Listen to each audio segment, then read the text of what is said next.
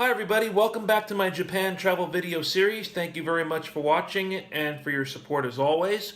I wanted to fill you in on events that took place between checking into my Osaka hotel and the next series of videos that you'll be seeing in just a moment. So after I checked into my hotel in Osaka, I met up with a few people living in Japan who represented a production company based in Kansai. And they're behind one of the programs that airs every week on the NHK World International Broadcasting Service. It's called J-Trip Plan.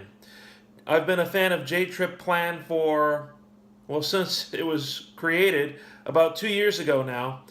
J-Trip Plan is a 30-minute show that features different places in Japan to explore, especially places that are off the beaten path. And it also gives you tips on how to travel around Japan and see it like a pro. When I was planning my trip to Japan, they got in touch with me, I got in touch with them, and I ended up being featured on one of the J-Trip Plan segments. It's a segment about train travel basics and etiquette, and we recorded it in Osaka Station. So I met the J-Trip Plan production team at the very busy Osaka Station that evening, and we spent a little time walking around and looking for possible places where we could carry out the shoot for the next day. They then took me to their office where I gave them a little interview about my experiences and travel tips, and then they took me to an Osaka bar, like an izakaya, where I was greeted with this wonderful sign before we started our dinner. And then the next day, I went back to Osaka Station for the filming. I could appreciate Osaka Station just a little bit more. Look at this wonderful, gigantic ceiling. It was an honor and a privilege to meet Mihiro and George and Joel, part of the J-Trip Plan production team. And I want to thank them and NHK World for giving me the opportunity to be a part of such a wonderful program. Now, if you would like to see my segment on NHK World's J-Trip Plan, actually I think by the time this video comes out, it will be known as NHK World Japan. Ta-da! Please go to the website for NHK World Japan's video on demand service. I'll put a link in the description. And I'm just going to link to the regular VOD page because it's not just J-Trip Plan. NHK World Japan has so many wonderful programs. If you're interested in learning more about Japan, Japanese culture, Japanese travel, Japanese food, I'm a big fan of their food shows like Dining with the Chef. Please check it out. Now, if you go to J-Trip Plan, I'm going to look it up on my computer right here. The name of my show is called A Mystical Land of Myths and Getting Around Japan. It aired in January of 2018, and J-Trip Plan, as well as a few other NHK World Japan shows, once they air on the live channel, they're available on video on demand for 1 year. I notice sometimes J-Trip Plan also repeats some episodes, but as of the date of this recording, this particular show will be available until at the least January of 2019. So please do check it out. I had a wonderful time. And if you look at this particular episode, you're also going to look at a part of Japan that's off the beaten path for the usual tourist. Their reporter goes to a place called Takachiho, which is located in Miyazaki Prefecture. Such a wonderful experience. And I hope you enjoy the program, the series, and all the shows on NHK World Japan. Now, on to the next part of my Japan travels. The afternoon after I did the filming with the J-Trip Plan production team, I took a little trip to Wakayama Prefecture, which is south of Osaka. And I went to a train station called Kishi, which is at the terminal of the Wakayama Electric Railway. Kishi Station is famous for having a feline stationmaster. Yes, the stationmaster is a cat. This is an idea that the Wakayama Electric Railway came up with, I believe, a little over 10 years ago, when they were having problems with revenue, finances, people taking the train.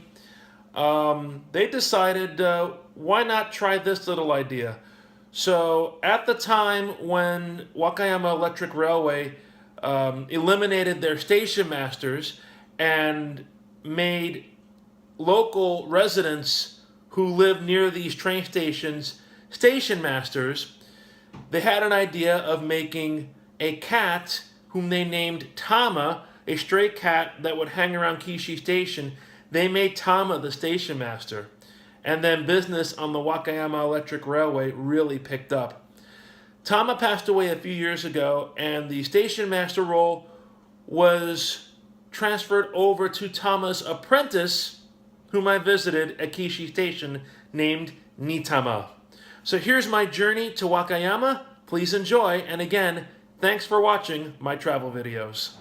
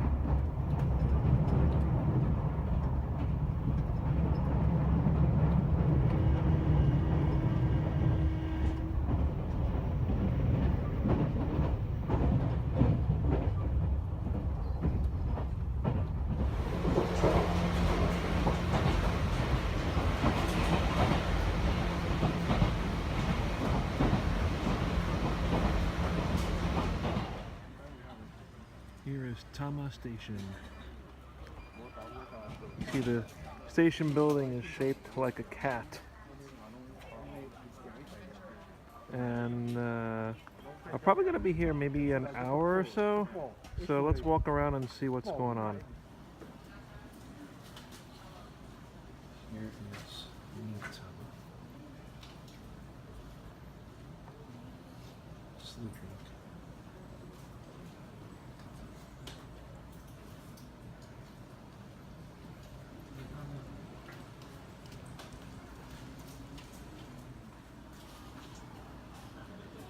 This display is dedicated to the first Tama, who was the station master here at Kishi, and until the cat's passing, I believe, in 2015.